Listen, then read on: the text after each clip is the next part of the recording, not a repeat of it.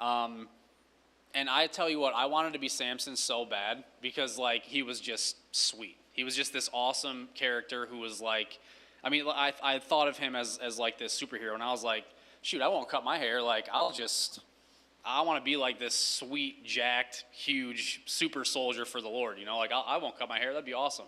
But that really was all that I understood about Samson as a kid was, you know, that he had long hair and he was super strong. Like I didn't really understand or comprehend his story as it's meant to be understood.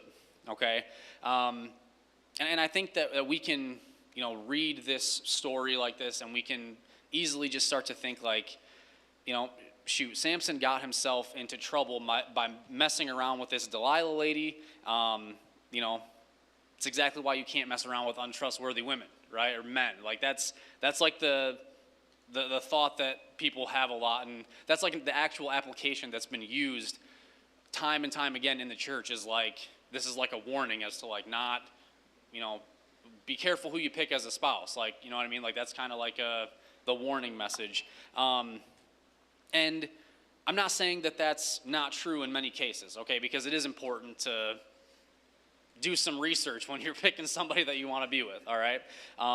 That's definitely important. I don't disagree with that. But I think the larger issue here, with that being the main takeaway, is that it places all this blame on Delilah and kind of gives Samson this like easy out, like she was just like this evil woman that tricked him, right? Kind of lets him skirt out of some of the accountability in this story that he needs to take.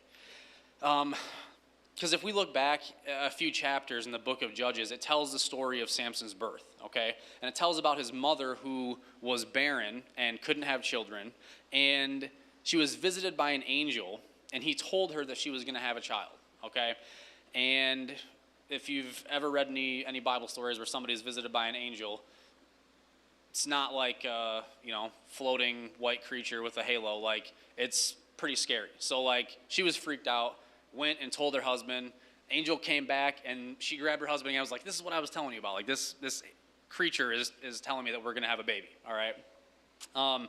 But basically what she was told by this angel is that this child should be consecrated to the Lord and live as a Nazirite for God his entire life. Okay.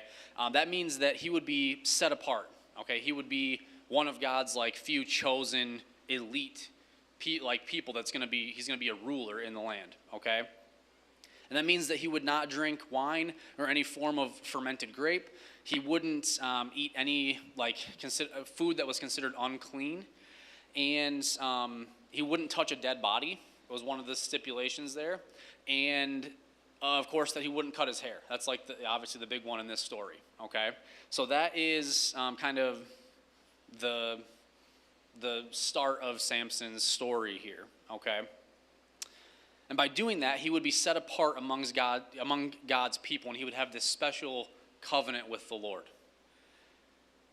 So from that moment of conception on, Samson was anointed and consecrated to the Lord to the point where even when his mother was pregnant, she abstained from wine and, you know, unclean food to make sure that he wouldn't receive any of that, even in the womb, okay? Which I know is like, now it's like, well, no, duh. But like back then, people drank wine all throughout their pregnancies like it was no big deal. So that was like a big thing for her to not do, okay?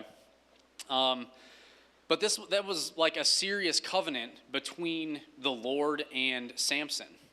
And, you know, this covenant, it's like, you know, Samson is being blessed by the Lord with strength and power to lead and protect his people. And God is being honored through the covenant that Samson and his parents have made to him, okay?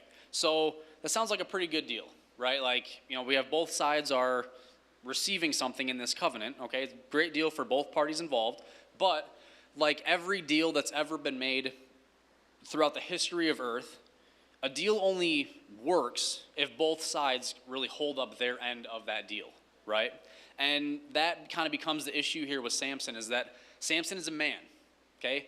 God is over here, Samson's over here, Samson's a man, can't really uphold all of his responsibilities in the covenant because he's sinful, okay? He's a man. So he doesn't do a great job of upholding his side. Despite being called and chosen by God to lead his people and making that covenant with him, Samson multiple times went against his covenant with the Lord, okay? There's one point where if you go back and read, you should go back and read Judges 16, or it's like 14, 15, and 16. This whole story of Samson's crazy because it details like the feats of his strength and all this stuff that he's doing.